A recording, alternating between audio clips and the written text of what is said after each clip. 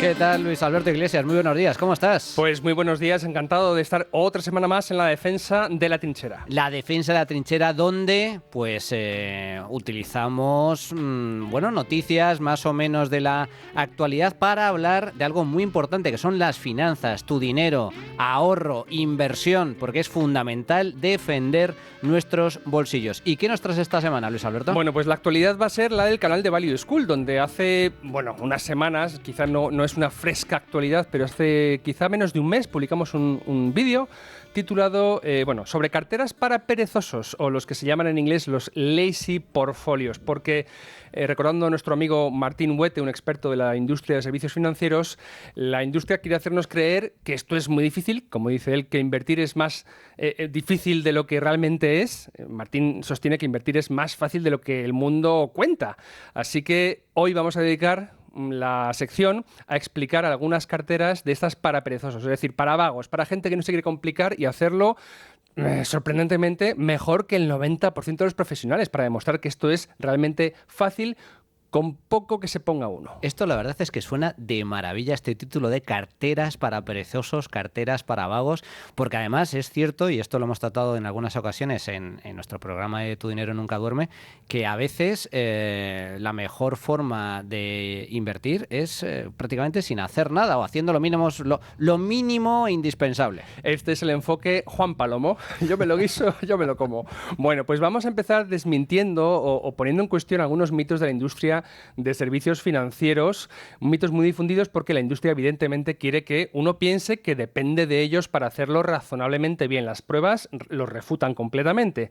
El primero de los mitos es que uno necesita apoyo profesional para construirse una cartera mínimamente rentable y para gestionarla, que significa mantenerla y ajustarla a lo largo de los años. Ese es un mito que vamos a refutar hoy. Número 2, que uno además necesita los productos más novedosos, especializados y sofisticados para hacerlo bien. La verdad es que ni siquiera bien, porque luego los resultados, como hemos dicho en algunas secciones anteriores, son bastante malos. Y por último, el último mito es que uno tiene que pagar más comisiones, más gastos, por una gestión que le dé acceso a los mejores productos. También es otra mentira que se refuta con los datos. Y bueno, por ejemplo, los oyentes pueden referirse al estudio que ya hemos citado en ocasiones del profesor del IES, Pablo Fernández, donde da los datos, las demostraciones fehacientes de que estos son tres puros mitos. Entonces vamos a ver cómo de forma barata y sencilla, sobre todo fácil para cualquiera, sin un máster en Wharton ni en Columbia Business School, nada, cualquiera de los que estamos aquí o oyendo esta sección, vamos a hacerlo muy bien. Son carteras que van a hacerlo bien en cualquier entorno económico, es lo que necesitamos, carteras que sin mucho coste y sin mucha necesidad de estar encima de ellas, pase lo que pase en la economía, lo van a hacer bien. Estas lazy portfolios o carteras para perezosos están pensadas para personas, para ahorradores, que son también inversores, que quieren proteger y rentabilizar los ahorros de forma sencilla, fácil de mantener y de gestionar y con bajos costes. Y esto ya nos da la primera pista, porque para minimizar estos costes vamos a echar mano de fondos indexados, de los cuales ya hemos hablado en la sección en otras semanas, que nos van a permitir, por su enorme variedad, acceder a un montón de clases de activos diferentes. Tampoco vamos a complicar mucho la cosa, diversificar en regiones geográficas y, de nuevo, insisto, por poco dinero. Los fondos a los que yo me voy a referir, y desde luego no son recomendaciones, la gente, por favor, tómenlo los oyentes como una ilustración del tipo de productos que se pueden utilizar para hacerse estas carteras, ya son de alcance de cualquier inversor y están en bancos, por ejemplo, uno muy socorrido del que hablamos en Value School y en Tu Dinero Nunca Duerme a veces es MyInvestor. MyInvestor se ha hecho un hueco en la industria de ahorro y de inversión para particulares, precisamente ofreciendo en su catálogo los fondos que los ahorradores les pedían, les solicitaban. En la red comercial de bancos, los grandes que todos tenemos en la cabeza, no se los van a ofrecer. Aunque por ley están obligados, se van a hacer un poco los remolones y si al final acceden es siempre a cambio de cargarte algún tipo de comisión, de custodia, por ejemplo, que es la forma en que les va a ser un poquito rentable que tú tengas con ellos ese fondo. De otra forma, como cobran tan pocas comisiones, pues el banco no te los ofrece porque ellos no se quedan nada. De esto hablamos el día en que comentamos aquí en la sección las clases limpias de los fondos. Lo digo porque si quiere el oyente, pues que vaya al archivo y busque el programa. Bueno, pues la verdad es que pinta muy bien. Inversión sencilla, inversión, iba a decir resiliente, pero no, resistente, robusta, sí. Es decir, firme ante el contexto económico y algo muy importante, que son fondos indexados. Entonces, la base es que tengamos una cartera que nos proteja el patrimonio, es decir, va a ser una cartera no conservadora, pero sí defensiva, ¿vale? Que al mismo tiempo participe del crecimiento, es decir, nos dé rentabilidad, se lleve esos puntitos extra que se deben a la prosperidad del sistema capitalista, porque son carteras no de un país, sino vamos a abarcar bastantes, con una volatilidad en cuanto a fluctuación de su precio aceptable, es decir, para dormir bien, que no tengamos sobresaltos, a largo plazo, no son 5 años, es largo plazo, 10, 15, idealmente toda la vida, y que lo hagan bien, como digo, en cualquier momento del ciclo económico, es decir, pase lo que pase con la economía y con el mundo. La primera de ellas se conoce como cartera 60-40 o también conocida como cartera Bogle.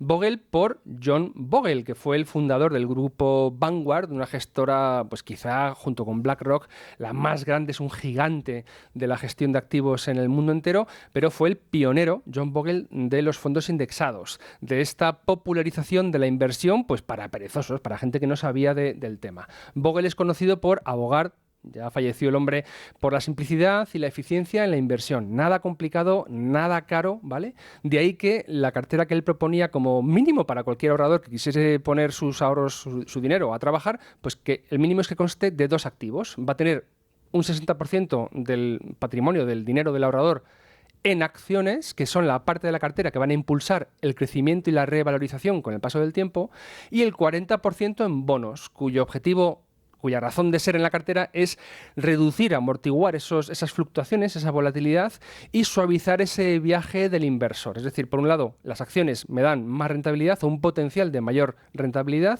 mayor recompensa, y los bonos un viaje un poquitito más suave. ¿De acuerdo? De forma que construirse una cartera Bogle o cartera 60-40 es muy fácil. Con 2 fondos nos bastarían. Y es que es tan sencillo como eso, para que luego le digan a uno que invertir es muy difícil. Entonces voy a plantear, por ejemplo, cuál podría ser un ejemplo de cartera Bogle 60-40 en una versión conservadora, así apta para todos los públicos, centrada en la región en la que estamos, que es Europa. Bueno, pues en la parte de acciones, en ese 60%, pongamos que tengo 1.000 euros, pues esos 600 euros de esos 1.000 los pondría en un fondo tipo, este es uno de tantos, Vanguard European Stock Index Fund, ¿vale? En euros, denominado en euros, y clase, ya vimos en su día, clase de acumulación. Es decir, que si me paga dividendos, se reinvierten en el propio fondo, que no hace falta que me los paguen a mí. Entiendo que es un fondo que recoge fundamentalmente las grandes compañías cotizadas europeas. Sí, cientos y cientos. Es decir, hablamos de 500, 600 compañías. Sí, es un fondo con mucha diversificación, de las mejores compañías dentro de la zona en la que uno habita, un español, que es la zona europea. Y en la parte de renta fija, que es el segundo activo de esa cartera sencilla, pues podríamos tener un fondo iShares, que se escribe I con I latina, Shares, S-H-A-R-E-S, iShares, son de la casa BlackRock, otra de las grandes gestoras del mundo.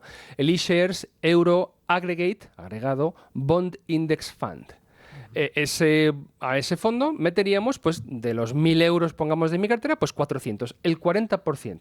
¿De acuerdo? Y ya está.